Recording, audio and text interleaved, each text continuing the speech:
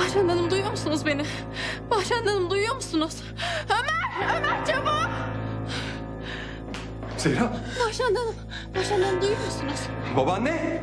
Bahşen Hanım, Ömer! Ömer yardım et, ne olur yardım et. Babaanne.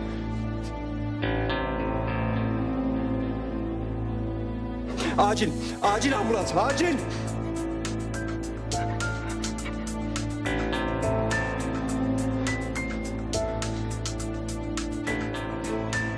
Babaanne.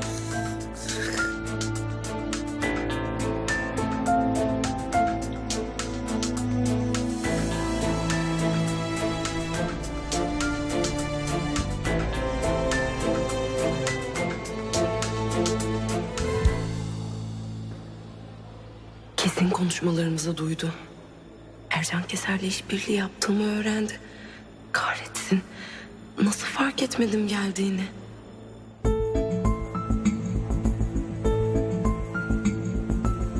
Kendine geldiğinde duyduklarını anlatacak. Ömer her şeyi öğrenecek. Her şeyi. Evet canım, hastanedeyiz. Ay Zehra inanamıyorum ya. Yani iki çift laf edelim diye aradım. Yine olaylar.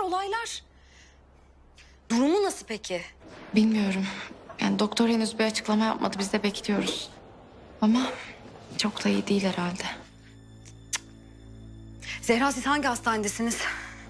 Canan gelmek için soruyorsan... Zehra lütfen. Bak ne olur yanında olmak istiyorum, tamam mı? Hatta sen kapat. Ben şimdi hazırlanıyorum, hemen çıkıyorum. Tamam, konum atıyorum şimdi. Görüşürüz.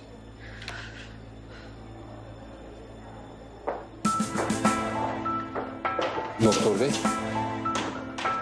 Durum nasıl? Maalesef hastamızın durumu çok iyi değil. Nasıl iyi değil? Hastamız yüksek tansiyona bağlı beyin kanaması geçirmiş. İlk müdahaleyi yaptık. Şu an beynindeki hasarı kontrol altında tutmak ve ilerlemesini durdurmak için uyutuyoruz. Bu hayat tehlikesi olduğu anlamına mı geliyor? Hayati tehlikesi söz konusu değil. Ancak bu tür vakalar genelde arkalarında kalıcı hasarlar bırakır. Her şeye hazırlıklı olmanız lazım.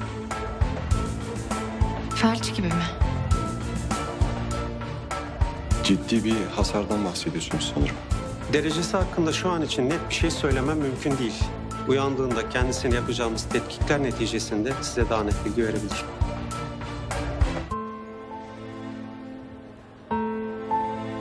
Hay Allah'ım ya Rabbim. Kaşla göz arası ne oldu hiçbir şey anlamadım ben. Yanımıza geldi, esti gürledi gitti. Ne olduysa o arada olmuş. Bir dakika sonrasını bile bilmiyoruz. Ama hiç ölüm yokmuş gibi yaşıyoruz. Tamam. Tamam Zehracığım, görüşürüz. Ne diyor kızım Zehra? Babaannemi yoğun bakıma almışlar. Yoğun bakıma mı? Doktorlar henüz durumuyla ilgili net bir şey söylememiş. Tetkik sonuçlarını bekliyorlarmış. Ya acaba ben abimi dinlemese miydim? Burada böyle beklemek, ben kendimi çok kötü hissediyorum. Kızım Asya'nın ateşine sen baktın. Yani biliyorsun ben seve seve bakarım ama ya uyanıp seni isterse? Jülide Hanım haklı kızım. Çocuk daha yeni toparlanıyor zaten. Birazdan ararız. Sorarız nasılmış diye. Tamam.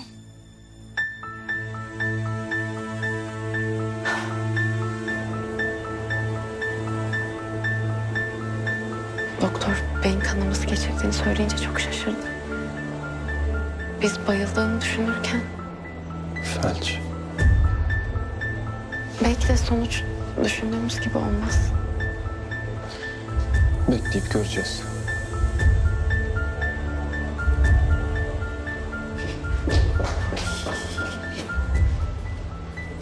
Ömer çok geçmiş olsun. Sağ ol canım.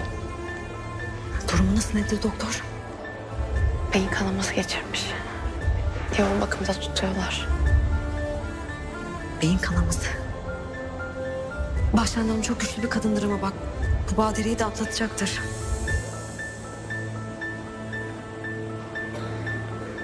Bir sen eksiktin. Diker gözlerini yine, üzerimden ayırmaz şimdi. Ya iyileşirse? Ömer eğer en büyük düşmanıyla Ercan'la işbirliği yaptığımı öğrenirse... Defne. Sen kötü görünüyorsun. Can dışarıda bekliyor. İstiyorsan götürsün seni. Yok, Ayşen teyze bu durumdayken gidemem.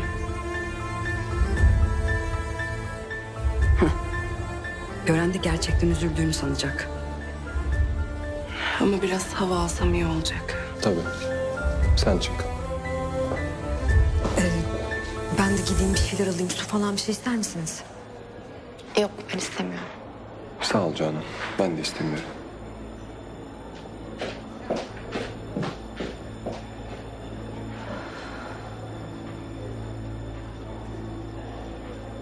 Zehra. Ne oldu?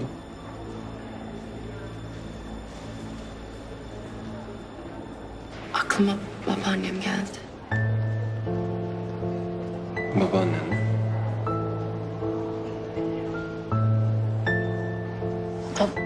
O da böyle felç geçirmişti.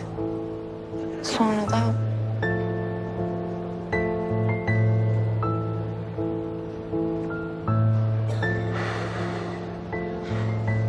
Ölümle ilk kez o gün tanışmıştım. Daha çok küçüktüm. Ayrılığın ne kadar hüzünlü, acı, yakıcı olduğunu onu yitirdiğimde anladım ilk kez. Babaannene çok düşkünmüşsün anlaşılan. Çok özel biriydi.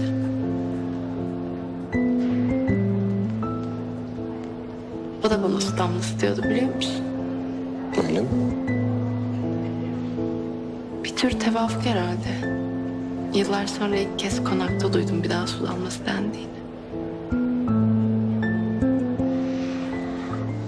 Böyle saçlarımı okşardı. Sevgisi öyle sadece, öyle gerçekti ki bir şey demesine gerek yoktu. Bakışlarından anlardım beni ne kadar çok sevdiğini. Ama o sevginin, şefkatin yanında bakışlarında bir hüzün vardı. Çocuk aklımda bile hissederdim o hüznü. Çok derin, çok gerçekti.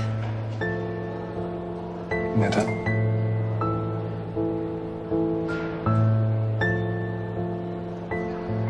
Bazen böyle karşıma oturup dakikalarca bana bakardı sanki transa geçmiş gibi. Ya da bana öyle gelirdi.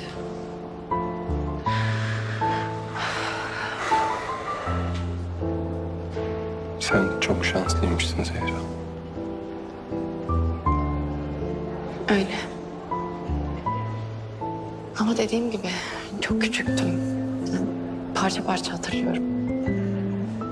Benim babaannemle böyle bir ilişkim hiç olmadı. Ayşe'nin de.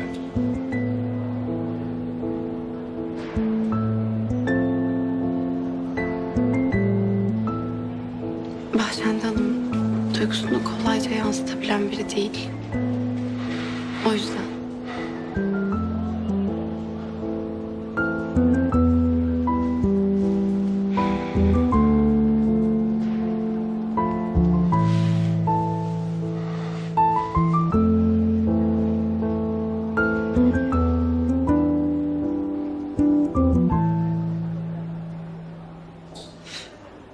Hayati tehlikesi var dedi doktor. Ama ya şu mucizevi hikayelerdeki gibi bir şey olursa? Ya iyileşirse?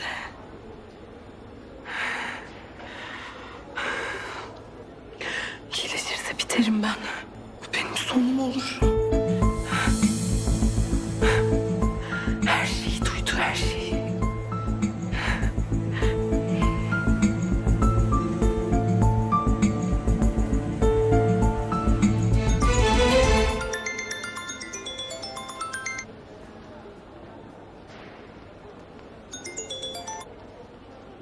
Uygun değilim, anlamıyor musunuz?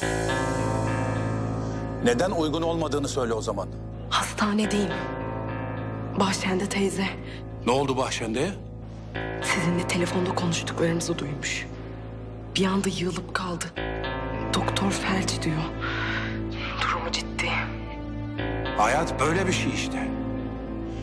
Kime ne zaman tokat atacağı hiç belli olmuyor. Ben bu işte yokum artık. Anlıyor musunuz? Yokum. Yanılıyorsun. Bu işte sonuna kadar benimlesin. Aksi takdirde Beni öldüreceğinizi mi söylüyorsunuz? o güzel kafanda hala biraz olsun zeka kırıntısı kaldığını görmek gerçekten çok sevindirdi beni. Eğer yan çizmeye kalkarsan seni de kervancı oğullarıyla birlikte aynı yere göndermekte bir saniye tereddüt etmem.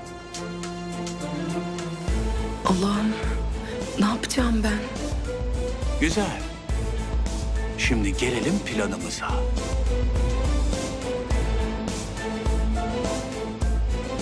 Kervancıoğlu Holding'i bitirmek için önce Zehra Kervancıoğlu'nun işini bitireceğiz. Sen neden diye sormadan ben söyleyeyim. Çünkü zincirin en güçlü halkası.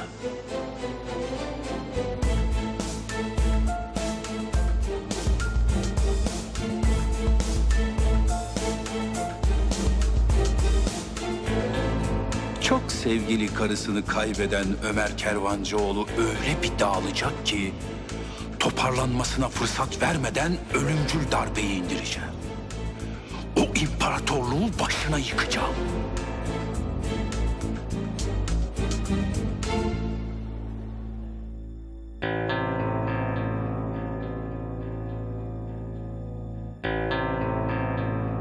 Ömer düştüğünde Jülide de düşecek. Kale yıkıldığında kraliçem de olması gereken yere dönecek. Yani ait olduğu adama. Anladın mı beni? Neden susuyorsun? Ben bir şey söylediğimde cevap alamamaktan nefret ederim. Ben sizi dinliyorum.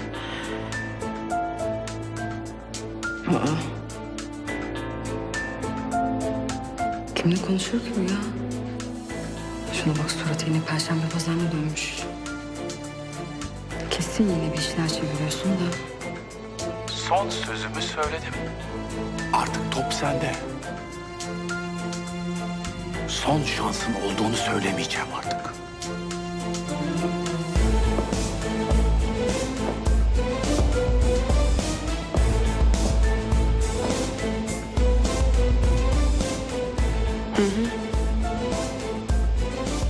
Bir şey mi oldu? Bilmem. Sana sormak lazım. Bir şey mi oldu? İzin verirsen telefonla konuşuyorum. İzin senin canım. Buyur, konuş.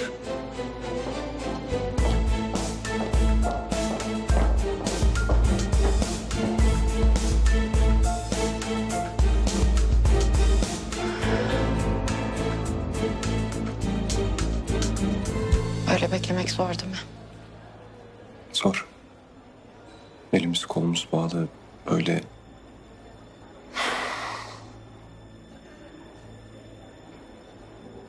Böyle anlar zordur. Beklemek, bilmemek. Amirim uçağı düştü Zehra. Ne? Alo Zehra.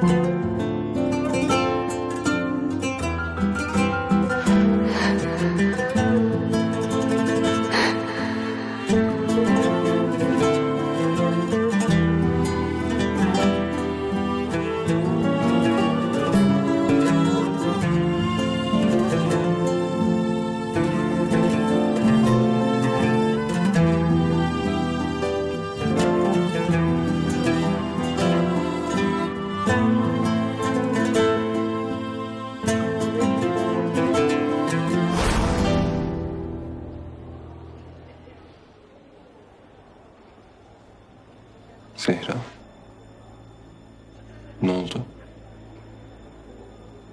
Hiç. Aklına bir şey geldi senin. Uçak kazası. Seni kaybettiğimi söyledikleri an.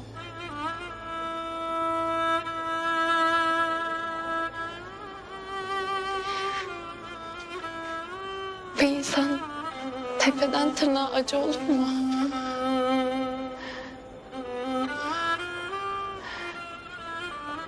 Ben o kötü haberi aldığımda tepeden tırnağa acı oldum Ömer. Anladım.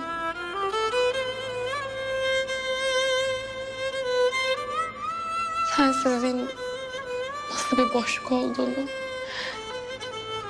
nasıl bir yalnızlık olduğunu öğrendim.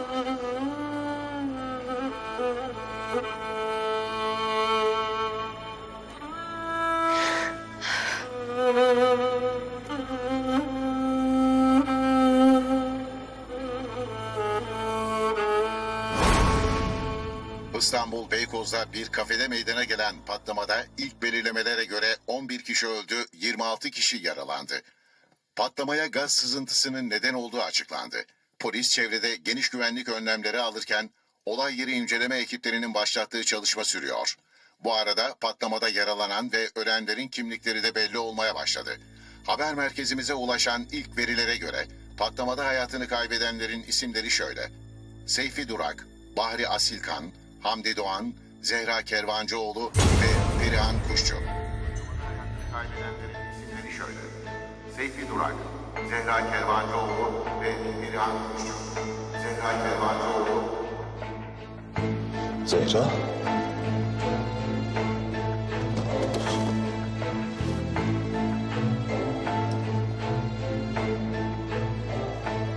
Zehra.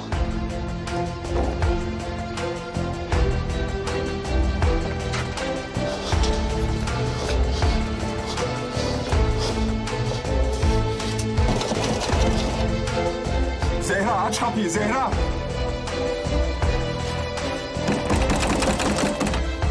Zehra.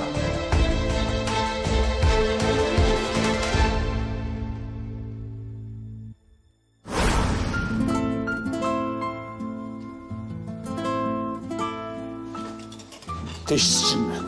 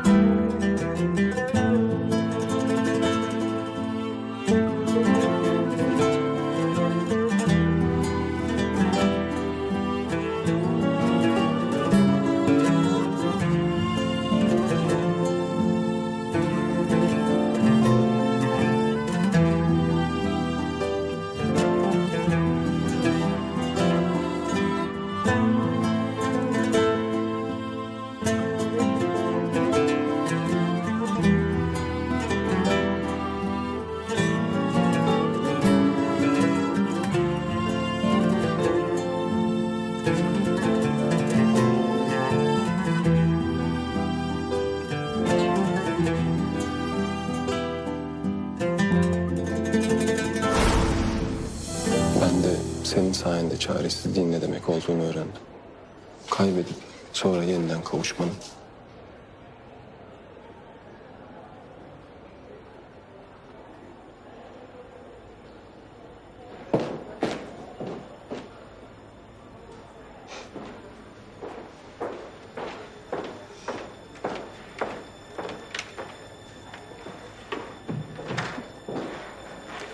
Niye odaya giriyor bunlar?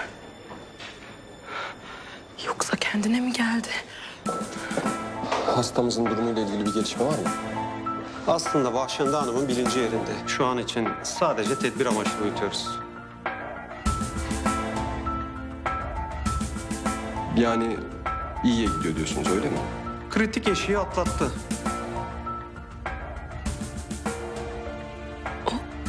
Olamaz. Her şeyi anlatacak. Defne? İyi misin? İyiyim. Emin misin? Sen demin dışarıda telefonla konuşurken yüzün böyle bir çarşamba pazarı gibiydi. İyiyim dedim ya Canan. İyiyim. Kesin bir şey var bu sarı çayanda. Artık ne olduysa biri kuyruğuna basmış belli. Senin sinirlerin doğuştan bozuk canım. Hatta başkalarının sinirlerini bozmaya da ayarlı da. Ay yok, bir şey var. Peki hayatına kaldığı yerden devam edebilecek mi? Dışarıda konuşalım isterseniz. Tabii. Doktorun ifadesine bakılırsa durumu pek de iç açıcı değil galiba.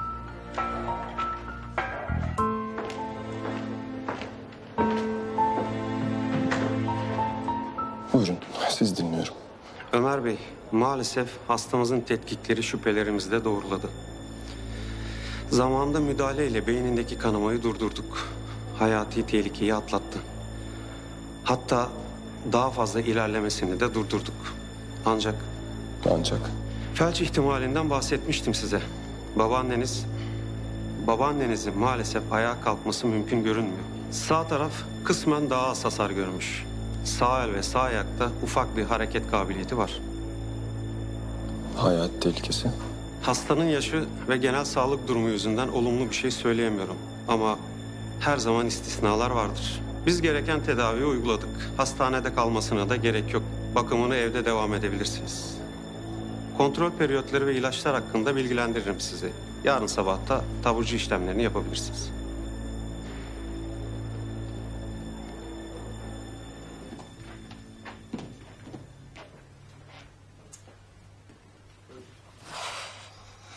Ya hala aramadılar. Arıyorum açmıyorlar da. Hastanedeler ya yavrum. Belki telefonları sessizdedir. Veya doktorla falan konuşuyorlardır. Ah. Ömer arıyor. Alo oğlum. Nasıl oldu babaanne? Hayat tehlikeyi atlattı. Hayati tehlikeyi atlatmış kızım. Çok şükür. Seni dinliyorum oğlum. Hayat tehlikeyi atlattı.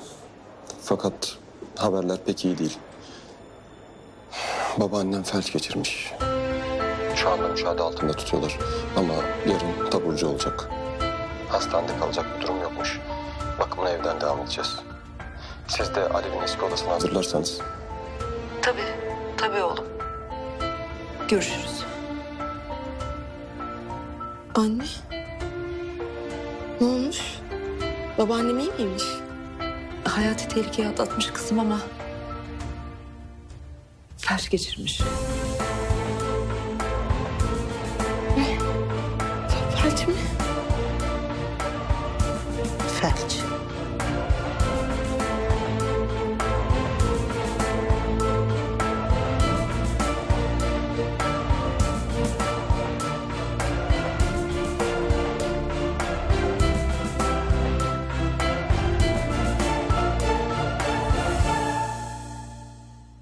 Yastığınızı düzeltelim mi?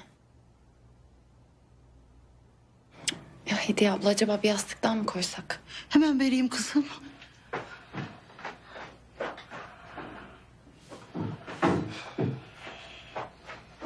Bak kızım.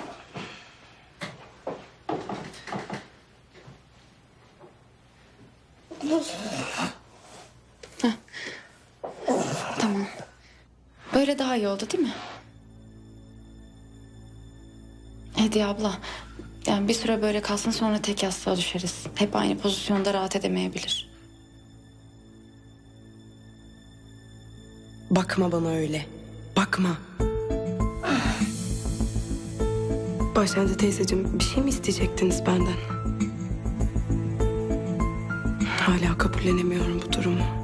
Daha düne kadar sapasağlamdı. O kadar dik, otoriter. Şimdi ise yardıma muhtaç bir bebek gibi.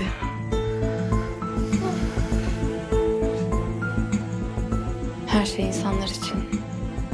Yarın ne olacağını kimse bilemez. Hediye abla, babaannemi bir an olsun bile yalnız bırakmayalım olur mu? Özellikle hemşire gelene kadar. Ben zaten doktorla konuştum. Her gün kontrole gelecek. Tamam. Tamam oğlum sen hiç merak etme. Ben bir dakika yalnız bırakmam. Siz hiç kendinizi yormayın, olur mu? Biz hep sizin yanınızda olacağız. Sağlığınıza kavuşmanız için elimizden ne geliyorsa yapacağız. İyi olacaksınız. Ne olur sakin olun Başsende teyzeciğim. Kendinizi hırpalamayın. Siz çok güçlü bir kadınsınız. Tekrar ayağa kalkacaksınız. Yürüyeceksiniz. Ve en önemlisi konuşacaksınız.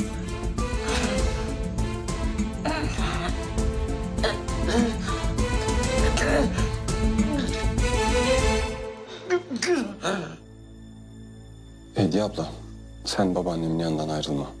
Sanırım kalabalıktan biraz sıkıldı. Biz çıkalım. Tamam. Tamam oğlum.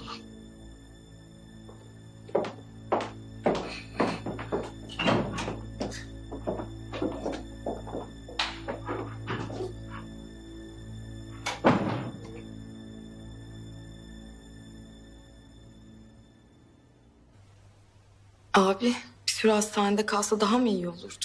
Ayşe'cim, orada da yapılacak bir şey olmadığını söyledi doktorlar. Psikolojisi çok kötü. Fenalaşırsa ne yapacağız biz? Ya belki hastanede kalsa psikolojik destek verilirdi.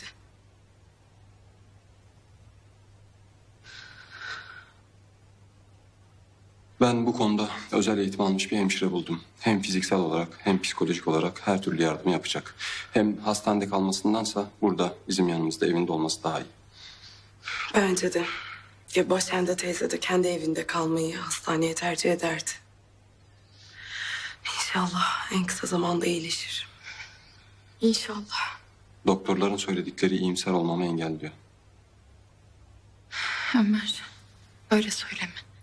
Bak doktor bazen beklenmedik şeylerin de olabileceğini söyledi. Allah'tan ümit kesilmez. İyi olacak. Hem sadece Hediye abla değil. Hepimiz bakacağız. Ben de ilgileneceğim. Zehra, onun gibi güçlü bir kadını bu halde görmek... Çok sarsıcı değil mi? Bu durumu kabullenmek hepimiz için çok zor. Her zaman bir umut vardır kızım. Biz dua edelim şifa Mevlam'dan. Hadi çocuklar siz de dinlenin artık. Bir duş alın. Bütün geceyi hastanede geçirdiniz. Evet, duş çok iyi olur. Peki görüşürüz o halde. Görüşürüz. İyi istirahatler.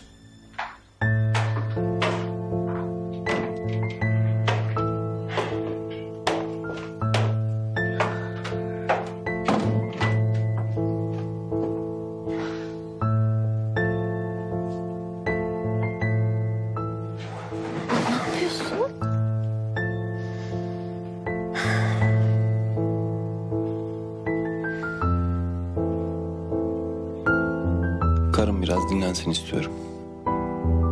Hatırlarsan dün gece ikimiz de ayaktaydık. Duş alacaktım. İnan şu an üstümü çıkaracak halim bile yok. Benim tek istediğim karımın kollarında biraz uzanıp dinlenmek. Ömer, bak duş alırsan rahatlarsın biraz. Sen patronunu mu sorguluyorsun? Böyle bir hata yapacağını hiç sanmıyorum. Peki, madem patronum istiyor.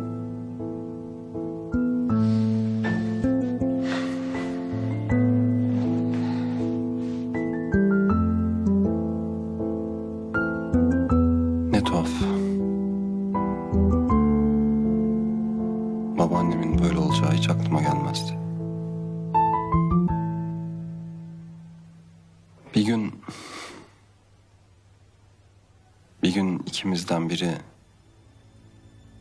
böyle çaresiz bakıma muhtaç kalırsa, yani ne bileyim benim başıma bir şey gelirse ya da kaza geçirirsem, Ömer, ne olur öyle şeyler söyleyip kötüyü çağırma. Ama şunu bil. Eğer sana bir şey olursa, başına bir şey gelirse, ben seni asla bırakmam. Anladın mı? peki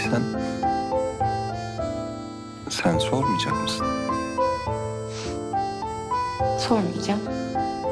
Çünkü sorunun cevabını biliyorum. Sen yine de bir sor. Bakalım doğru mu biliyorsun? Gerek yok. Doğru olduğunu adım kadar eminim.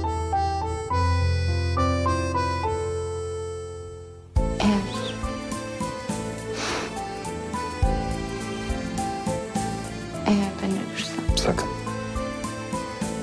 Sakın öyle bir şey söyleme. Ben son nefesimi verinceye kadar senin yanında olacağım. biliyorum dedim ya. Niye boşuna yoruyorsun kendini? Peki ne zamandan beri biliyorsun? O kadar uzun zaman oldu ki.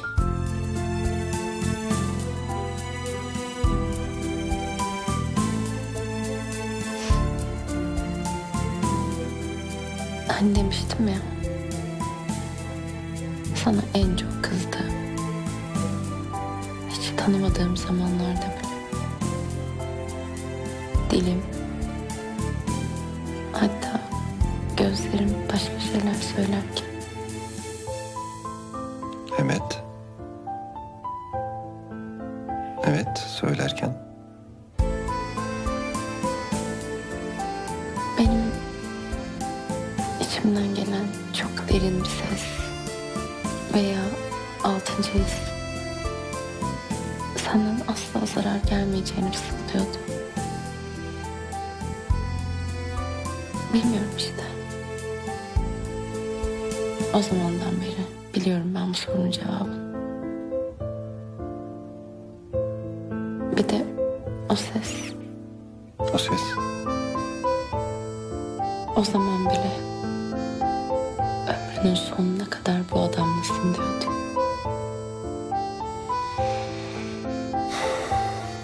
Zehra.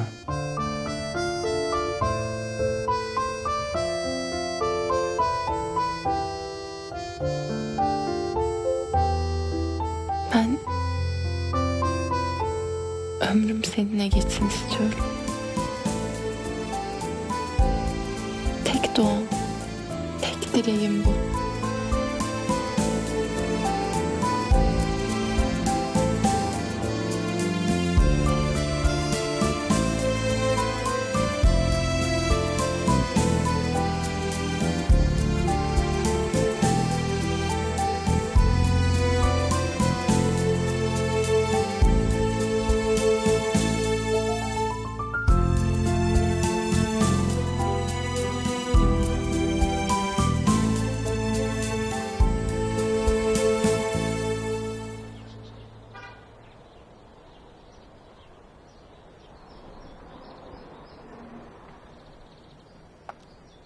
Canan.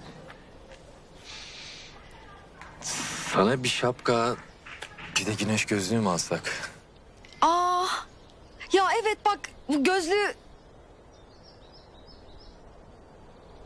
Bir dakika sen başka bir şey kastediyorsun. Bu hafiyelik işleri iyice içine işledi Canan. Neyse. Sen söyle bakalım şimdi. Biz nereden başlıyoruz bu Levent Bey'in röntgenini çekmeye? Arabasından. Şimdi ben adamın plakasını ezberledim. Bakalım araç kendisinin mi yoksa kiralık mı? Tamam. Aslında evine de gidebiliriz biliyorsun. Fatma abla söylemişti nerede oturduğunu.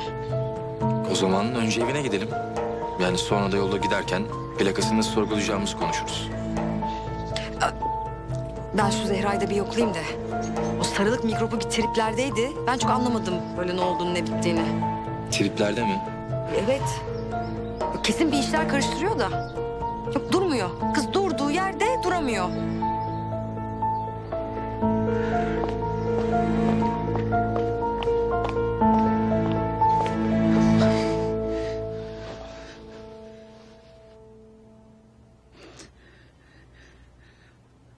Böyle iyi mi Bahşende Hanım?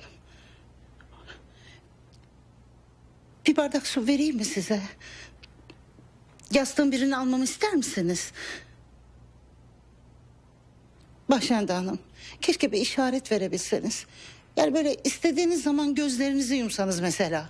Ben anlarım.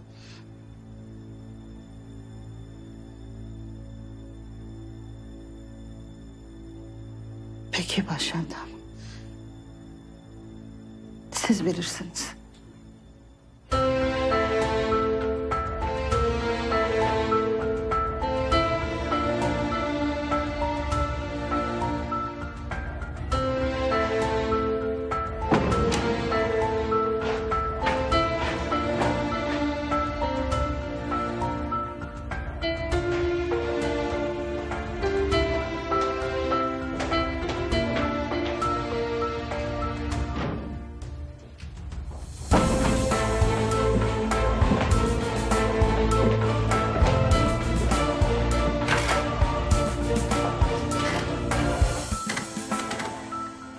Özür dilerim Başende teyzeciğim.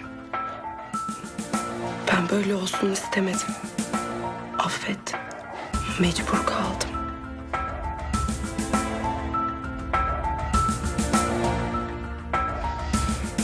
Sen beni suçluyorsun ama bütün suçlu sensin. Ercan Keser belasını bu ailenin başına sen açtın.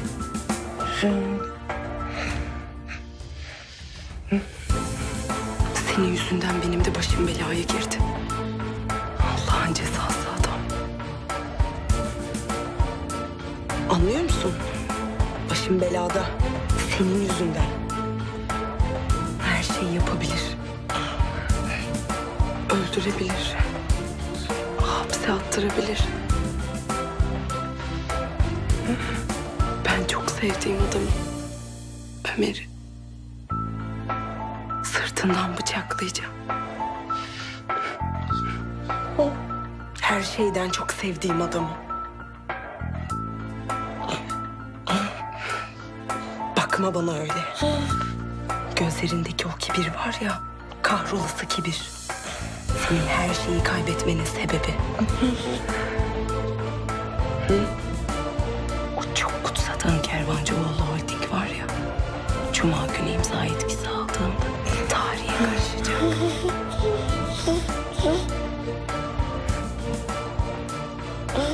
Senden ne kadar nefret ediyorsam kendimden de o kadar ediyorum.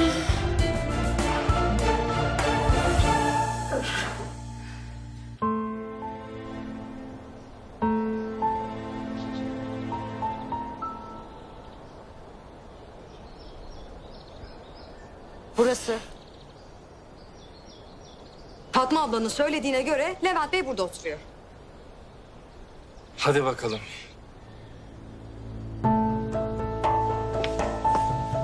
Merhaba. Merhaba. Siz burada mı oturuyorsunuz acaba?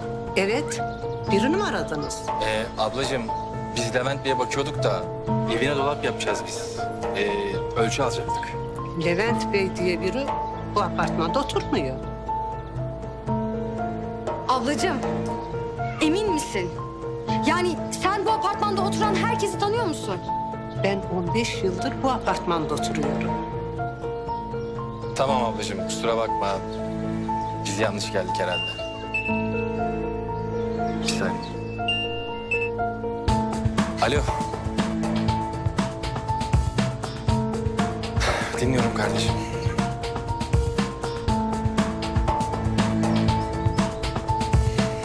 Anladım. Çok sağ ol.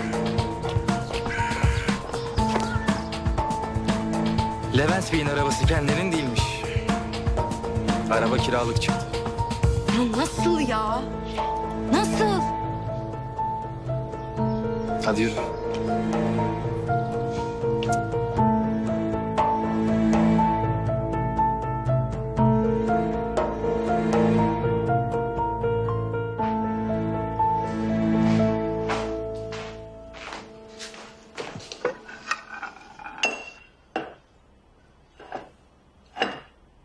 Jülide Hanım, iyi misiniz?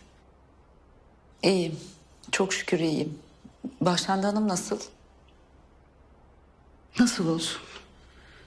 Aynı. Bazen düşünüyorum da. Tövbe tövbe. Acaba size çektirdiklerinin bedelini mi? Öyle demeyelim Hediye. Düşene vurmak olmaz. Allah'tan şifa dileyelim. Onca yaptığı şeyden sonra bile onu öyle yatakta muhtaç, aciz görmek...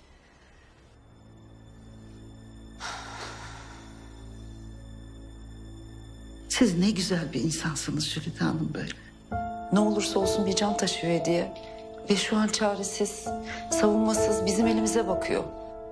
Haklısınız. Çocuklar da çok üzüldüler. Neyse. Ben Bahşende Hanım'ın çorbasını vereyim de... akşam iftar hazırlığı için birkaç parça bir şeyim eksik. Alışverişe gitmem lazım. Bana ver, ben götürürüm. Emin misiniz? Hı hı, ben hallederim. Sen işine bak. O zaman ben de bir koşu alışverişimi yapıp gelirim. Olur. Jülide Hanım. Sizden başka kimse bunu yapmazdı biliyorsunuz değil mi? Ama Bahşende Hanım sizin değerinizi hiç bilemedi. Hiç.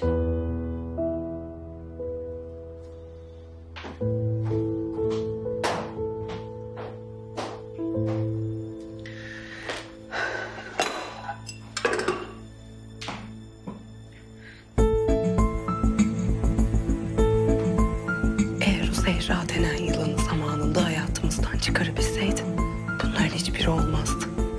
Ben Ömer'i harcamak zorunda kalmazdım. O psikopatın eline düşürmezdim.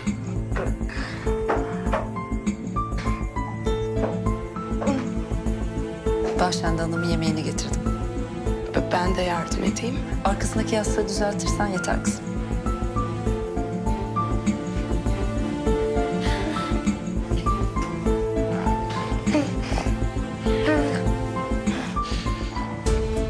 Başka yardım edebileceğim bir şey yoksa dinleneyim diyorum.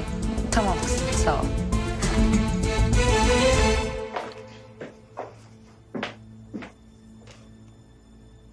Evet Bahşende Hanım. Yemek zamanı. Yemeğinizi yiyin ki ilaçlarınızı içebilirsiniz.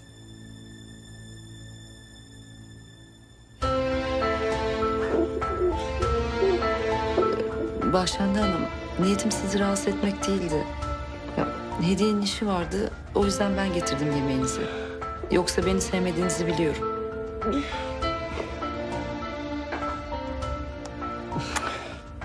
Bakın Bahşende Hanım, geçmişte ne yaşamış olursak olalım, siz Tahir'imin annesisiniz. Oğlunuzun hem hakkı hem hatırı var üzerimde. O yüzden zor zamanınızda hep yanınızda olacağım. Yeter ki siz iyi olun. Hadi şimdi biraz için çorbanızdan. Yapmayın böyle ne olur. İlaçlarınızı içmezseniz iyileşemezsiniz. Hadi 2 kaşık en azından.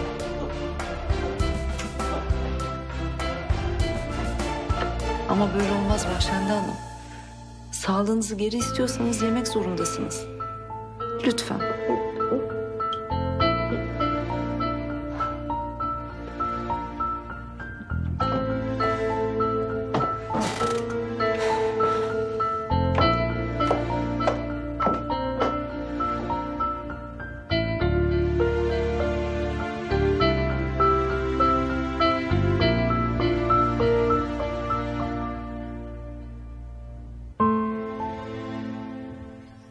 Anladım.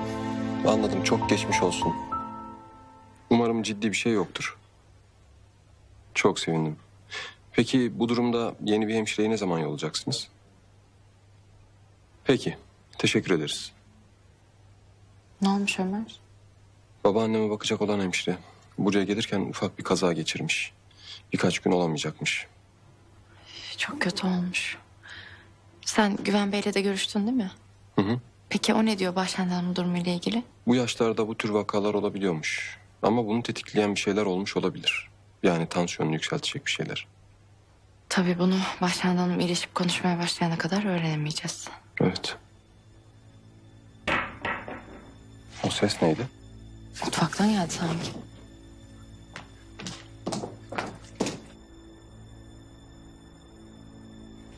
Anne.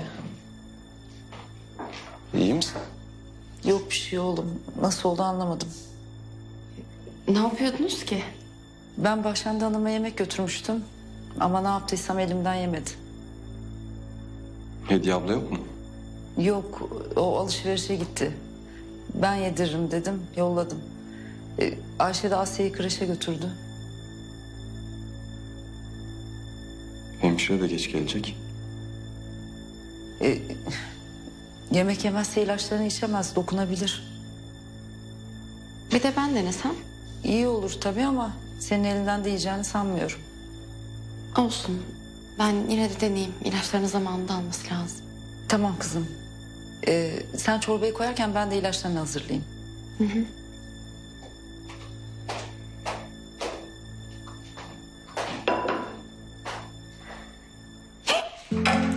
Zehra, dikkat et.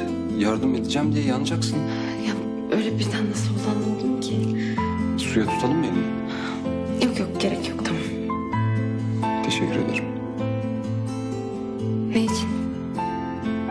Bütün bu yaptıkların için. Yemek. Yani elimden yiyecek mi bilmiyorum. Annemin dediklerini duydun. Beni her gün kendine nasıl böyle hayran bırakıyorsun? Aklım almıyor. Babaannemin sana yaptıkları, senin hakkında düşündüklerim. Sen buna rağmen... Ömer, sadece bir çorba götüreceğim. Gerçekten abartmana gerek yok. Hem bu konuda bir şey konuşmamız doğru değil. Yani babaanne şu an hasta yatıyor, yardım etmemiz lazım. Özellikle de benim. Özellikle de sen. Nedenmiş o? Çünkü evin büyük gelini devre dışı kaldı. Yani görev küçük geline kaldı diyorsun. Yani öyle oldu. Ben senin bu işi başaracağına eminim. Bu çorbayı içecek. Nasıl bu kadar emin olabiliyorsun? Eminim çünkü karşımdaki inatçı keçiyi çok iyi tanıyorum. Bence bu kadar emin olma. Karşımdaki bahçenden.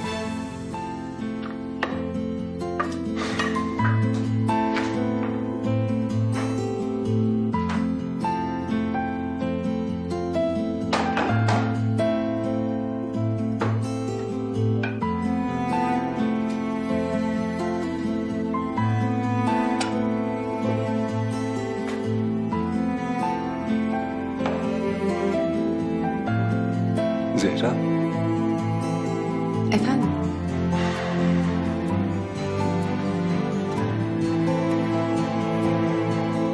yok bir şey.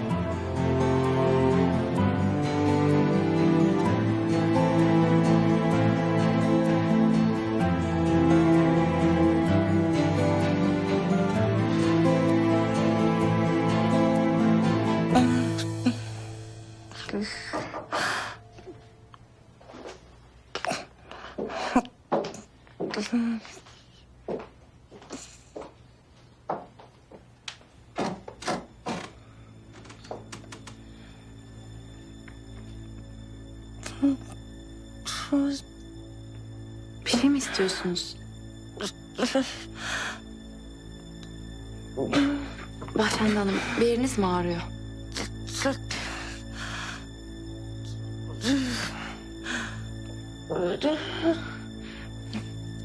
Ben mi sıktım canınızı? Kusura bakmayın. Ya Hediye abla alışverişe gitti. Jülide annem de malum. Bu çorbayı içmeniz gerekiyor. Bakın ama lütfen bu çorbanın içinde her şey var. Et suyu, sebze, tahıl. Gerçekten çok şifalı.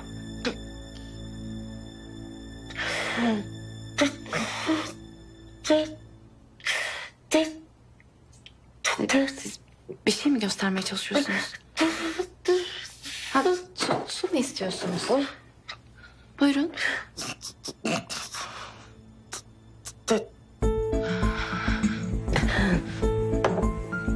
Tamam anladım.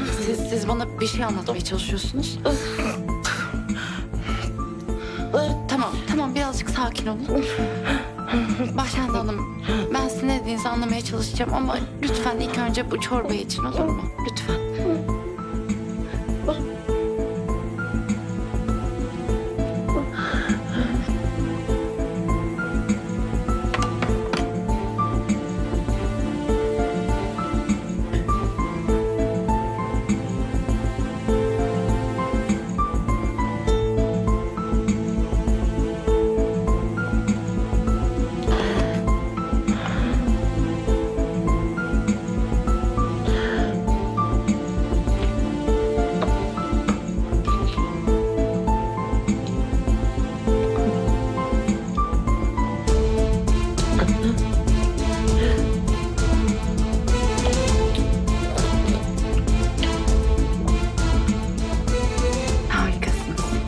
Bakın iyileşmeniz için bir şeyler yemeniz gerekiyor. Siz bu çorbayı bitirin, ilaçlarınızı gönül rahatlığıyla verelim. Az kaldı.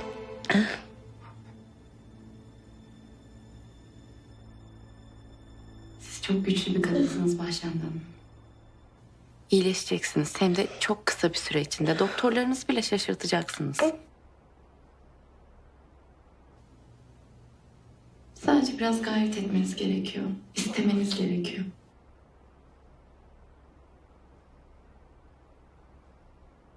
Bakın eğer iyileşirseniz bana kızdığınızda size gerçekten hiç gönül koymayacağım. Siz yeter ki iyileşin. Sağlığınız yerine gelsin. İstediğiniz kadar kızabilirsiniz. Tamam, bu kadar yeter.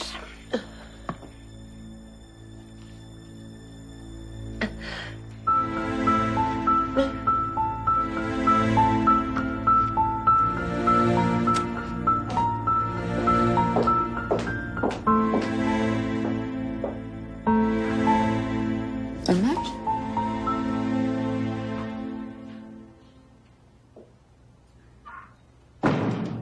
Efendim karıcığım. Ömer, dediğin oldu. Bahşende Hanım çorbayı içti. Ben emindim ama sen değildin. Bak sen. Peki sen ne yapıyordun burada? Ben hiç geçiyordum. Geçerken uğrayayım dedin yani. Hı hı. Ömer. Ya aslında pek emin değilim ama Bahşende Hanım huzursuz gibi.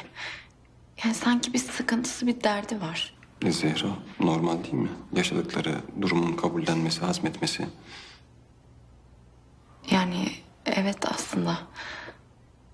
Ama yine de Aslında bir şekilde çabalaması iyi bence. doğru söylüyorsun. Kendini bırakmayacak belli ki. Gayret edecek. Zehra. Yok bir şey.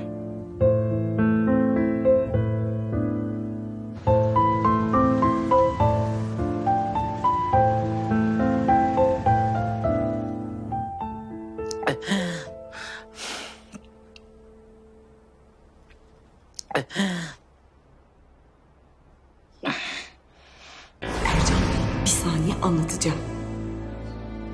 İmza konusuyla ilgili hiçbir tehlike yok. Bahşende Hanım Zehra'dan nefret ediyor. Onun sayesinde alacağım. Sizinle işbirliği yaptığımı Ömer öğrenirse bu benim sonum olur.